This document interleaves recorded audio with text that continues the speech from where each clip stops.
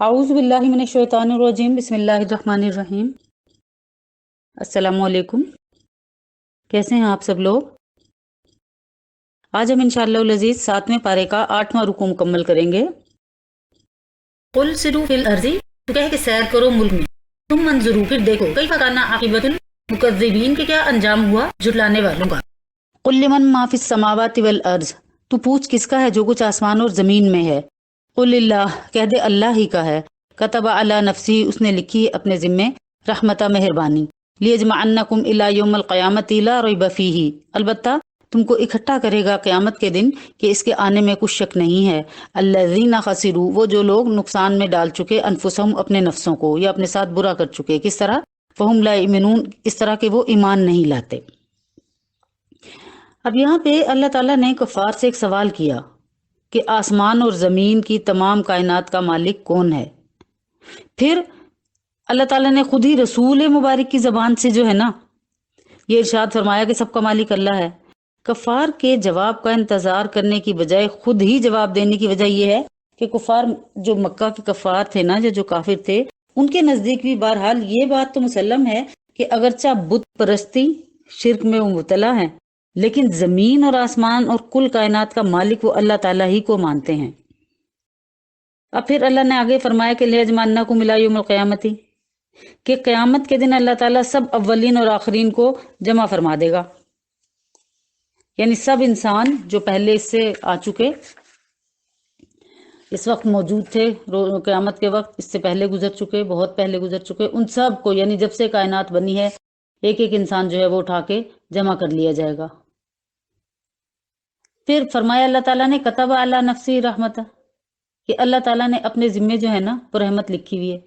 सही मुस्लिम में हज़रत अबू हुरैरा रज़ियल्लाहु ताला अन्हु से रिवायत है कि रसूलुल्लाह सल्लल्लाहु अलैहि वसल्लम ने फरमाया कि जब अल्लाह ताला ने मखलूक़ात को पैदा फरमाया तो एक नविश्ता अपने ज़िम्मे वादा का तहरीर फरमा दिया जो अल्लाह ही के पास है, और जिसका मजमून ये है इन्न रहमती तग़लिबु अला ग़ज़बी, कि बेशक मेरी रहमत मेरे गज़ब पर हमेशा गालिब रहेगी।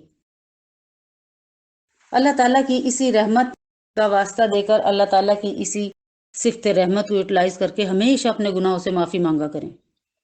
अल्लाह ताला हम पे कितना भी गुस्से हो, हमसे कोई भी गुनाह सरजर्द हो जाए, जब हम तौबा की तरफ आते हैं तो अल्लाह ताला अपनी इसी सिफ्त और अपने इसी वादे की वजह से जो उसने अपने लिए लिख रखा है कि उसकी हमेशा रहमत की जो सिफ्त है वो गुस्से पे गालिब रहेगी, गज़ब पे गालिब रहेगी, तो उसी सिफ्त का हमें फ़ायदा मिलता है। हमेशा अल्लाह ताला से हमेशा माफ़ी के तलबगार रहा कीजिए। अपना रूटीन बना लें, रात सोने से पहले दिन भर के जो अमाल आपने किए हैं उनको नज़रों में ला के, फिर आपने जो कुछ बुरा किया है उसको दोहरा के, और जो कुछ बुरा नहीं किया तो उसके लिए ये दुआ मांग के कि अल्लाह ताला जो मैंने अपने तय बुरा नहीं किया लेकिन बुरा हो गया, मुझे पता भी नहीं चला बुरा हो गया, जो तेरी नज़र में गुनाह है वो भी, और जो मेरी नज़र में गुनाह ये मैंने सारा दिन किए हैं, ये अल्लाह ताला इन सबको माफ़ फरमा दे। सोने से पहले जो है ना अपना हिसाब साफ करके सोया करें। फिर अगली सुबह जब आप उठेंगे, अगर अल्लाह ताला ने ज़िंदगी दी, और जब हम उठेंगे तो हम गुनाहों से ऐसे पाक होंगे जैसे अभी पैदा हुए, क्योंकि पिछले गुनाह हम बख्शवा के सोए थे और उनको न करने का मुसम्मम इरादा भी करके सोए थे। आगे जो है फरमाया अल्लाह ताला ने अल्लज़ीना खसरू अनफुसहुम, ये जो खसारे में डाला, अपनी जानों को नुकसान पहुंचाया। कि देखिए शुरू आयत में तो अल्लाह ताला की अमूम रहमत का जिक्र है ना, तो अब अगर कुफ़ार और मुशरिकीन इस रहमत से महरूम हुए तो वो खुद अपने अमल के जरिए महरूम हुए, क्योंकि उन्होंने हसूल रहमत का तरीका यानी ईमान इख्तियारी नहीं किया। अल्लाह ताला की ये जो सिफ्त है ना रहमत की, रहीम होने की, जो उसने लिखी, और उस सिफ्त से जो बहुत फ़ायदा मिलेगा तो मुसलमान उससे फ़ायदा उठाएंगे क़यामत के दिन। जो कुफ़ार हैं, क्योंकि उन्होंने ईमान ही इख्तियार नहीं किया, तो क़यामत के दिन फिर उनके ऊपर कोई रहमत, कोई नजर करम, कोई माफ़ी ऐसा नहीं होगा, इसलिए कि वो हकीम भी है, हिकमत भी है ना। तो हिकमत का तकाजा यही है कि जिसने जो किया है उसको उसका पूरा पूरा बदला दिया जाए। हाँ, अलबत्ता जो मुसलमान है उसके लिए अल्लाह ताला ने, क्योंकि वो मरा ईमान पे है ना, उसका खात्मा अगर ईमान पे हुआ है तो आप देखिए कि उसने जितने भी गुनाह किए हैं तो उसको जितनी भी सजा अल्लाह ताला देना चाहे दे सकता है, लेकिन उसे अपनी सिफ्त रहमत से माफ़ भी कर सकता है, क्योंकि उसने दुनिया में अल्लाह की आयतों का मजाक नहीं उड़ाया। अल्लाह ताला के रसूलों और नबियों की लाई हुई किताबें या उनका पहुंचाया हुआ पैगाम जो है उसको मनोन कबूल भी किया है। तो गोया ईमान इतनी बड़ी दौलत है کہ جو اپنے سینے میں اس دولت کو سمیٹ کر لے کر جائے گا نا، یعنی جب اللہ تعالیٰ سے ملے تو حالت ایمان میں ملے تو پھر اللہ تعالیٰ کی اس صفت کا وہ فائدہ اٹھائے گا، یا اللہ تعالیٰ اپنی اس صفت کے ذریعے بندے کو معاف فرما دیں گے۔ جتنا بڑا گناہ چاہے اللہ تعالیٰ معاف فرما دے، اور جتنی بڑی سزا چاہے اللہ تعالیٰ دے دے۔ رائی کے برابر بھی کوئی بھلائی یا کوئی برائی ہے تو اس کو نکال کر سامنے لایا جائے گا۔ آگے آئیے، وَلَهُ مَا سَكَنَ فِي اللَّيْلِ وَالنَّهَارِ، اور اللہ ہی کا ہے جو کچھ آرام پکڑتا ہے رات اور دن میں، وَهُوَ السَّمِيعُ الْعَلِيمُ، وہی سب کچھ سننے والا اور جاننے والا ہے۔ قُلْ أَغَيْرَ اللَّهِ أَتَّخِذُ وَلِيًّا فَاطِرِ السَّمَاوَاتِ وَالْأَرْضِ، تو کہہ دے کیا میں بناؤں کسی اور کو اپنا مددگار، اس کے سوا جو بنانے والا ہے آسمان اور زمین، وَهُوَ يُطْعِمُ وَلَا يُطْعَمُ، اور وہ سب کو کھلاتا ہے اور اس کو کوئی نہیں کھلاتا۔ قل کہہ دے انی امرت، مجھ کو تو حکم ہوا ہے، ان اکون اول من اسلم، کہ میں سب سے پہلے حکم مانوں، ولا تکونن من المشرکین، اور تو نہ ہرگز ہو شرک کرنے والوں میں سے۔ وَلَهُ مَا سَكَنَ فِي اللَّيْلِ وَالنَّهَارِ، یعنی سکون سے مراد یہاں استقرار ہے، یعنی جو چیز اس دنیا میں رات اور دن جس پر گزرتا ہے یا دن اور رات میں وہ موجود ہے، وہ سب اللہ ہی کی ملکیت ہے۔ اور پھر جو کچھ اس دنیا میں سکون پکڑتا ہے یا جو کچھ اس دنیا میں ٹھہرا ہوا ہے وہ سب اللہ ہی کی ملکیت ہے۔ تو پھر اس کو چھوڑ کر، ایسے کو چھوڑ کر، یعنی زمین میں جو بھی کچھ چیزیں، زمین اور آسمان کے بیچ جو بھی کچھ جہان آباد ہیں، جو کچھ چیزیں ہیں وہ سب اللہ ہی کے وسیع علم میں ہیں، پھر اس کو چھوڑ کر میں کسی ایسے کو اپنا کس طرح مددگار بنا لوں جو اللہ کے علاوہ ہو؟ وہ سب کو کھلاتا ہے، ہر ایک کی روزی روٹی اس دنیا میں، جتنے چرند پرند حشرات، پتھر کے اندر جو کیڑے ہیں وہ بھی، سب کو اللہ تعالیٰ روٹی روزی دیتا ہے۔ اور تمام جو جانور ہیں، تمام جو بڑی بڑی چیزیں ہیں جو حیت میں انسان سے ذرا بڑے ہیں، ان کو بھی انسان کے تابع اللہ تعالیٰ ہی نے کیا ہے۔ تو اللہ تعالیٰ کے علاوہ کس کو اپنا مددگار بنائے انسان؟ اشرف المخلوقات انسان کو بنا کے ساری دنیا کی چیزیں اس کے لیے مسخر کر دی گئیں۔ سورج چاند ستاروں کو بھی ہماری ڈیوٹی پہ، ہمارے کاموں پہ لگا دیا اللہ تعالیٰ نے۔ پھر جس نے اتنی ہمیں عزت دی، اس کو چھوڑ کے کس کا اپنا مددگار اور ولی بنایا جائے؟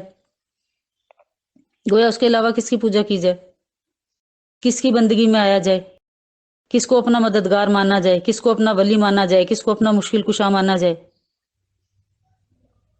اتنی سب نشانیاں ہو جانے کے باوجود بھی، اتنی سب نشانیاں سمجھ آ جانے کے باوجود بھی، اگر کوئی اللہ کے علاوہ کسی پیر فقیر یا کسی پاور والے کو یا کسی دنیاوی حساب سے کسی تعویذ گنڈے کو اپنا جو ہے نا وہ ولی اور مددگار سمجھے تو یہ کھلا شرک ہے۔ اسباب اختیار کرنے سے اللہ تعالیٰ نے منع نہیں فرمایا۔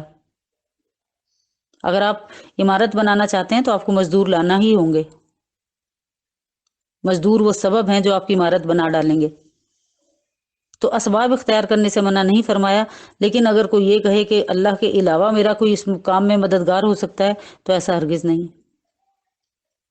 نہ اللہ تعالیٰ نے دعا کرنے اور کروانے سے منع فرمایا ہے، بلکہ غیب کے لیے دعا زیادہ مقبول ہے۔ آپ اپنے مسلمان بھائی سے کہیے وہ آپ کے لیے دعا کرے، کسی بھی نیک آدمی سے کہہ سکتے ہیں، کسی پیر فقیر سے بھی کہہ سکتے ہیں میرے لیے دعا کرے۔ لیکن اگر آپ کا عقیدہ یہاں پہ یہ بن جائے کہ جس سے میں نے دعا کے لیے کہا ہے اسی کی دعا کی وجہ سے ہوگا، یعنی رسائی آپ کی اللہ سے کٹ کے اس بندے تک ہی رہے، تو پھر آپ شرک میں مبتلا ہو گئے۔ دعاؤں کا سننے والا کون ہے؟ اللہ تعالیٰ کی ذات۔ اور دعائیں، یہ جس سے بھی آپ دعا کے لیے کہہ رہے ہیں، یہ کہنا گناہ نہیں ہے، آپ دعا کے لیے ضرور کہیے، لیکن اگر آپ صرف یہی عقیدہ رکھیں کہ اگر یہ دعا کرے گا تو میرا یہ کام ہوگا، یہ دعا نہیں کرے گا تو میرا کام ہی نہیں ہوگا، تو پھر آپ نے کام کرنے کا قادر مطلق تو اسی کو مان لیا نا کہ اسی کی قدرت ہے، وہی اس چیز کے اوپر حاوی ہے۔ تو اللہ تعالیٰ کو ہر حساب سے اپنا ولی مددگار مانیے، کیونکہ زمین اور آسمان، یہ آیت میں بڑا کلیئر اللہ تعالیٰ نے بتا دیا نا کہ فاطر السماوات والارض، زمین اور آسمان بنانے والا، وَهُوَ يُطْعِمُ وَلَا يُطْعَمُ، وہ سب کو کھلاتا ہے اور اس کو کوئی نہیں کھلاتا۔ تو پھر میں کیسے ہو جاؤں کسی اور کا حکم بردار؟ اور اگر میں ایسا کروں گا تو وَلَا تَكُونَنَّ مِنَ الْمُشْرِكِينَ، تو ہرگز نہ ہو شرک کرنے والا۔ اگر میں ایسی کوئی حرکت کروں گا تو میں کیا ہو جاؤں گا؟ شرک کرنے والا ہو جاؤں گا، مشرکون میں سے ہو جاؤں گا۔ قل انی اخاف ان عصیتو، تو کہہ میں تو ڈرتا ہوں، ان عصیتو اگر نافرمانی کروں، ربی اپنے رب کی، عذاب یوم عظیم، اس بڑے دن کے عذاب سے۔ گویا آپ صلی اللہ علیہ وسلم کو حکم دیا گیا کہ آپ کہتے ہیں کہ اگر میں اپنا رب کا کہنا نہ مانوں یا اسلام کی تعمیل نہ کروں یا شرک میں مبتلا ہو جاؤں، جیسے میں نے پچھلی آیت میں بتایا ہے، تو ایک بڑے دن یعنی قیامت کے عذاب سے ڈرتا ہوں۔ اب ظاہر ہے کہ رسول اللہ صلی اللہ علیہ وسلم یا کوئی بھی نبی ہو، وہ معصوم ہوتے ہیں نا، پیغمبر تو معصوم ہوتے ہیں، تو اسلام اور ایمان کے خلاف شرک و معصیت کا صادر ہونا ان لوگوں سے ممکن ہی نہیں ہوتا۔ لیکن یہاں پہ سنانا عام امت کو ہے کہ نبی معصوم ہوتے ہوئے بھی اللہ کے عذاب سے خوف رکھتے ہیں، تو عام امت جو ہے وہ کتنے درجے زیادہ خوف رکھے اللہ تعالیٰ سے۔ رسول اللہ صلی اللہ علیہ وسلم کو حکم دیا گیا یہاں پہ کہ آپ لوگوں سے کہہ دیجئے کہ اگر بالفرض میں بھی رب کے حکم کی مخالفت کروں، خلاف ورزی کروں، تو مجھے بھی قیامت کے عذاب کا خوف ہے۔ لیکن یہاں پہ ظاہر ہے کہ آپ سے تو نافرمانی کا صدور نہیں ہو سکتا نا، لیکن آپ کی طرف منسوب کر کے امت کو بتلانا مقصود تھا کہ اس حکم کی خلاف ورزی پر جب نبی انبیاء کو معاف نہیں کیا جا سکتا تو کسی اور کی کیا مجال ہے۔ پھر آگے فرمایا من یصرف عنہ یومئذ فقد رحمہ، جس پر سے اس دن ٹل گیا عذاب تو اس دن اس پر کیا ہوا، رحم کر دیا اللہ تعالیٰ نے۔ وذالک الفوز المبین، اور یہی ہے بڑی کامیابی،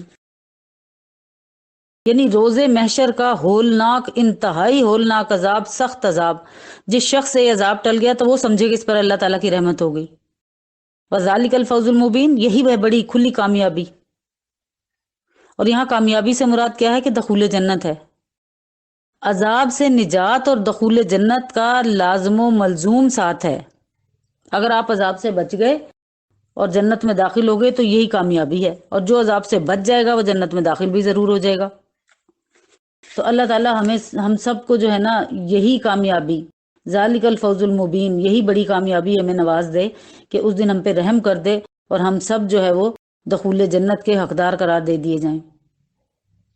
وَأَن يَمْسَسْكَ اللَّهُ بِضُرٍّ، اگر تجھ کو پہنچا دے اللہ کوئی سختی، فلا کاشف لہ، تو اس کو کوئی دور کرنے والا نہیں، الا ہوا، مگر اس کے علاوہ۔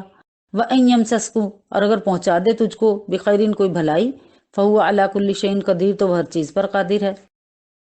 اب دیکھیے یہ ایک بنیادی عقیدہ ہے اسلام کا کہ ہر نفع اور نقصان کا مالک در حقیقت صرف اللہ تعالیٰ ہے، یعنی کوئی شخص کسی کو حقیقت کے اعتبار سے نہ ادنا نفع پہنچا سکتا ہے نہ ادنا نقصان، اور ظاہر میں جو کسی کو کسی کے ہاتھ سے نفع نقصان پہنچتا نظر آتا ہے وہ صرف ایک ظاہری صورت ہے، وہ سبب ضرور اس کا بنا ہے، یعنی جسے آپ عام لفظوں میں کہیں کہ وہ استعمال ضرور ہوا ہے، لیکن منشا اور آرڈر اور حکم کس کا تھا، اللہ تعالیٰ کی ہی ذات کا تھا۔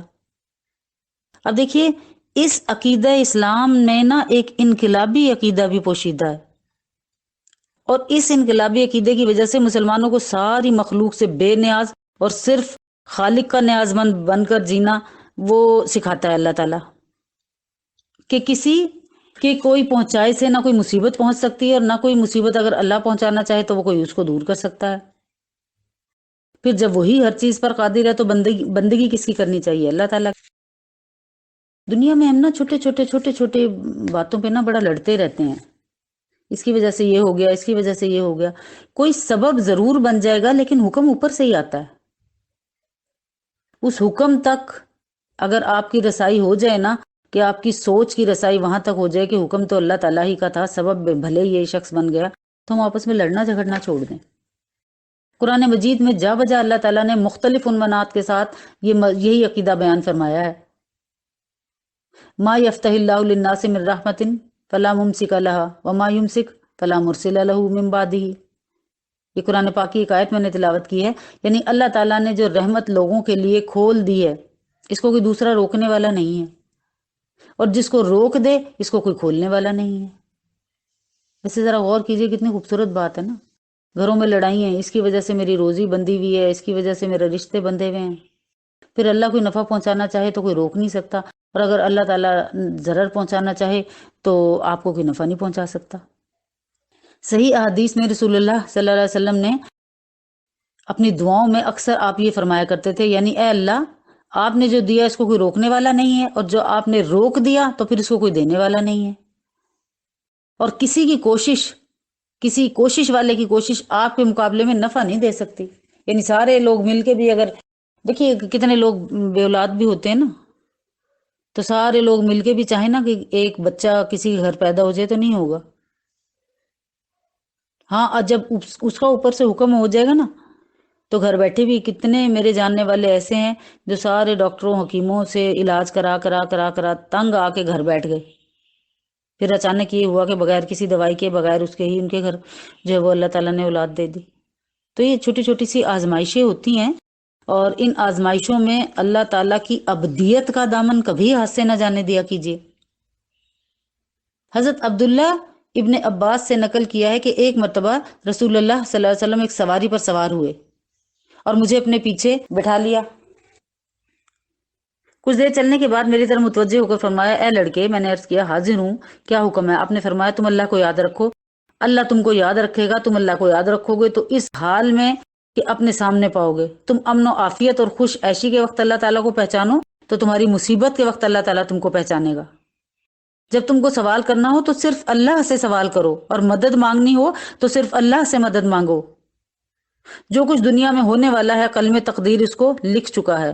اگر ساری مخلوقات مل کر بھی اس کوشش میں رہیں کہ تم کو کوئی نفع پہنچا دیں جو اللہ تعالیٰ نے تمہارے حصے میں نہیں لکھا، تو وہ ہرگز نہیں پہنچا سکیں گے. اور اگر سارے مل کر اس کوشش میں رہیں کہ تم کو ایسا نقصان پہنچا دیں جو اللہ تعالیٰ نے تمہاری قسمت میں نہیں لکھا، تو ہرگز اس پر قدرت نہ پائیں گے. اور اگر تم کر سکتے ہو تو یقین کے ساتھ صبر پر عمل کرو، تو ایسا ضرور کر لو گے. اگر اس پر قدرت نہیں ہے تو صبر کرو، کیونکہ اپنی خلاف طبع چیزوں پر صبر کرنے میں بڑی خیر و برکت ہے. اور خوب سمجھ لو، اللہ تعالیٰ کی مدد صبر کے ساتھ ہے، اور مصیبت کے ساتھ راحت، اور تنگی کے ساتھ فراغی ہے. اور اس حدیث کو تھوڑے مختلف الفاظ کے ساتھ نا ترمذی میں اور مسند امام احمد میں بھی نقل کیا ہے. اب آپ دیکھیے کہ قرآن کریم کے اس واضح اعلان اور رسول اللہ صلی اللہ علیہ وسلم کی عمر بھر کی جو تعلیمات تھیں صبر کے لیے اور اللہ پہ یقین، اور یہی کہ اگر وہ چاہے تو بھلائی ملے اور وہ چاہے تو بھلائی نہ ملے، پھر بھی جو امت ہے وہ ساری ہر معاملے میں بھٹکی ہوئی نظر آتی ہے. دیکھیے مصیبت کے وقت سارے خدائی اختیارات جو ہے نا وہ ہم نے مخلوقات کو بانٹ دی ہیں. کبھی کسی کے در پہ ہم کھڑے ہوتے ہیں، کسی پیر فقیر کے در پہ کھڑے ہوتے ہیں، کبھی کسی باب تعویذ گنڈے والے کے در پہ کھڑے ہوتے ہیں. دیکھیے میں نے اپنے لیکچر کے شروع میں بھی کہا کہ دعا منگوانا یا ان کے توسل سے دعا مانگنا یہ دوسری بات ہے، لیکن کسی کو براہ راست کسی مخلوق کی حاجت روائی کے لیے پکارنا، اپنی حاجتیں اس سے مانگنا، یہ اللہ تعالیٰ اور قرآن کی آیتوں کے خلاف کھلی بغاوت ہے. اللہ تعالیٰ مجھے اور آپ کو ہمیشہ صراط مستقیم پہ قائم رکھے کہ ہم ان چیزوں سے ہمیشہ ہمیشہ باز رہیں. آزمائے ہی نہ اللہ تعالیٰ کبھی اتنا کہ اتنا کچا عقیدہ ہو جائے کہ پتہ چلے کہ جی فلاں پیر کے مزار پہ آپ جائیں گے تو آپ کی اولاد ضرور ہو جائے گی، اور اللہ تعالیٰ سے بڑا ہم اس پیر کو مان لیں.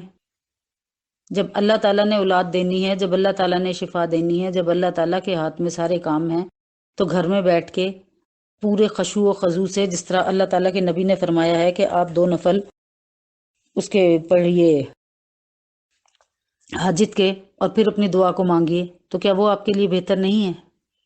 بجائے اس کے کہ آپ بے پردہ ہو کے یا بہت باپردہ ہو کے بھی اتنے ہجوم میں جائیں، قبروں کی زیارتوں کے لیے جائیں، تو یہ ایک مشکل کام نہیں ہے. ہاں آپ دعا کے لیے کسی سے بھی کہہ سکتے ہیں، دعا کے لیے کہنا سنت ہے. جتنے ارد گرد کے آپ کے لوگ ہیں، آپ اپنے سب بہن بھائیوں کو، رشتہ داروں کو، گھر میں کوئی بزرگ ہے، وہ بہت کوئی عبادت گزار آپ کو نظر آتا ہے، کوئی تایا، کوئی چاچا، کوئی بابا، کوئی دادا گھر کا، آپ اسے کہہ کے اپنی دعا منگوا سکتے ہیں کہ آپ ہمارے حق میں دعا کیجیے گا، کیونکہ غائب کی دعا غائب کے حق میں زیادہ مؤثر ہے. لیکن اس کھلی گمراہی میں نہ پڑیے کہ کسی کو اپنا مولا سمجھ لیں کہ وہی آپ کو اس جو ہے وہ نعمت سے فیضیاب کروا دے گا. دنیا کی کوئی بھی بات ہو، اولاد کا نہ ہونا ہی نہیں ہے. ہمارے ہاں تو رشتوں کے لیے بھی بندش کا لفظ بولا جاتا ہے، نوکری کے لیے بھی بندش کا لفظ بولا جاتا ہے. تو ان چکروں سے چھوٹ کے، ان چکروں سے آزاد ہو کے قرآن کے ساتھ جڑیے. اللہ تعالیٰ ہر مشکل کا حل اس میں خود بخود آپ کو بتاتا رہے گا. آگے چلیے.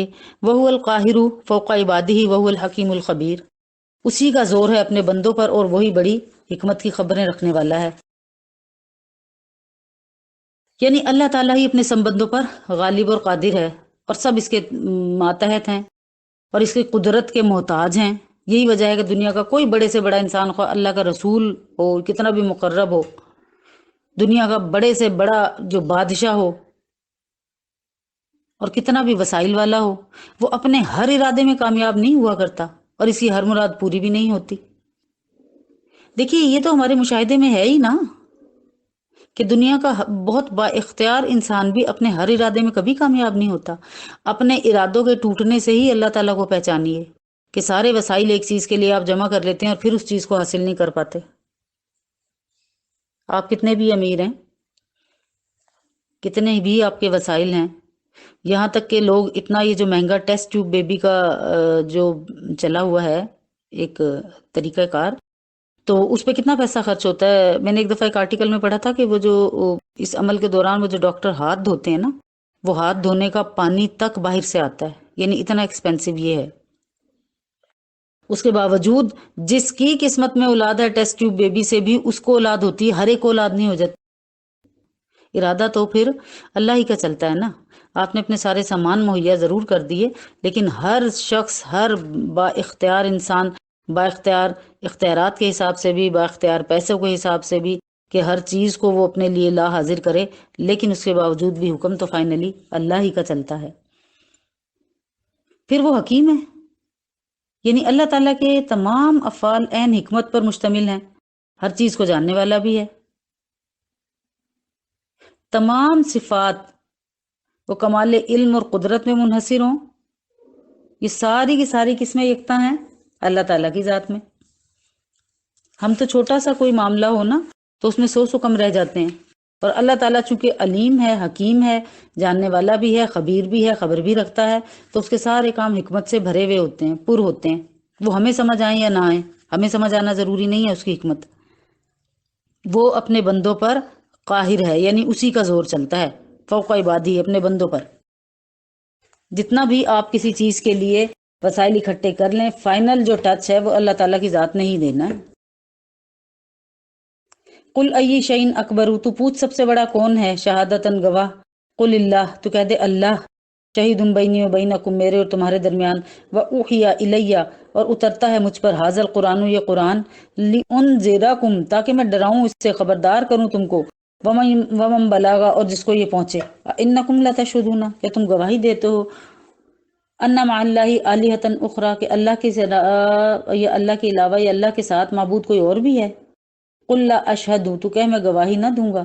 قل انما ہوا الہ واحد، کہہ دے وہی ایک معبود ہے، ایک واحد. واننی بریء مما تشرکون، اور میں تو بری ہوں، بیزار ہوں تمہارے شرک ٹھہرانے سے. دیکھیے یہ جو آیت میں نے بھی تلاوت کی ہے نا، تو اس کے نزول کا ایک خاص واقعہ جو ہے وہ مفسرین نے نقل کیا ہے کہ ایک مرتبہ اہل مکہ کا ایک وفد نبی پاک صلی اللہ علیہ وسلم کے پاس آیا اور کہنے لگا کہ آپ جو اللہ کے رسول ہونے کا دعویٰ کرتے ہیں نا، تو اس پر آپ کا گواہ کون ہے؟ کیونکہ ہمیں کوئی ایسا آدمی نہیں مل رہا جو آپ کی تصدیق کرتا ہوا ہو، حالانکہ ہم نے یہود نصارہ سے اس کی تحقیق میں پوری کوشش کی ہے. تو اس پر یہ آیت نازل ہوئی کہ قل ای شیء اکبر شہادۃ، یعنی آپ کہہ دیجئے کہ اللہ سے بڑھ کے شہادت کس کی ہوگی، جس کے قبضے میں کل جہان اور سب کا نفع اور ضرر ہے. پھر آپ کہہ دیجئے کہ میرے اور تمہارے درمیان اللہ گواہ ہے. اللہ تعالیٰ کی گواہی سے مراد وہ معجزات اور آیات بینات ہیں جو اللہ تعالیٰ کی روشن دلیلیں ہیں، جو اللہ تعالیٰ نے حضرت صلی اللہ علیہ وسلم کے رسول برحق ہونے کے متعلق ظاہر فرما دی تھی. اسی لیے اس کے بعد اہل مکہ کو خطاب کر کے ارشاد فرمایا، انکم لتشہدون ان مع اللہ الہۃ اخری، کہ اللہ تعالیٰ کی اس گواہی کے بعد بھی تم اس کے خلاف اس کی گواہی دیتے ہو کہ اللہ تعالیٰ کے ساتھ دوسرے معبود بھی ہیں. اور اگر ایسا تم سمجھتے ہو تو اپنے انجام کو تم سمجھو. یعنی نبی کہہ رہا ہے کہ میں تو ایسی گواہی نہیں دے سکتا کہ اللہ کے علاوہ کوئی اور بھی معبود ہے. اللہ تعالیٰ یکتا معبود ہے، اس کا کوئی شریک نہیں ہے. پھر جو یہ فرمایا وَأُوحِيَ إِلَيَّ هَذَا الْقُرْآنُ لِأُنذِرَكُم بِهِ وَمَن بَلَغَ، یعنی مجھ پر بطور وہی قرآن بھیجا گیا تاکہ اس کے ذریعے سے میں تم کو اللہ کے عذاب سے ڈراؤں اور ان لوگوں کو ڈراؤں جن کو قیامت تک یہ قرآن پہنچے گا. تو اس آیت سے نبی پاک صلی اللہ علیہ وسلم کا خاتم النبیین ہونا، آخری پیغمبر ہونا، قرآن پاک کی اللہ تعالیٰ کی آخری کتاب ہونا، قیامت تک اس کی تعلیم اور تلاوت باقی رہنا، اور لوگوں پر اس کا اتباع کا لازم ہونا ثابت ہو گیا. حضرت سعید بن جبیر رحمۃ اللہ علیہ نے فرمایا کہ جس شخص کو قرآن پہنچ گیا وہ ایسا ہو گیا جیسے اس نے محمد صلی اللہ علیہ وسلم کی زیارت کر لی۔ دیکھیں کتنا بڑا رتبہ ہے نا، قرآن پڑھنا، پڑھانا، سمجھنا، سیکھنا، گویا اس نے نبی پاک صلی اللہ علیہ وسلم کی زیارت کر لی۔ اور ایک اور حدیث کے الفاظ کچھ اس طرح سے ہیں کہ جس شخص کو قرآن پہنچ گیا میں اس کا نذیر ہوں۔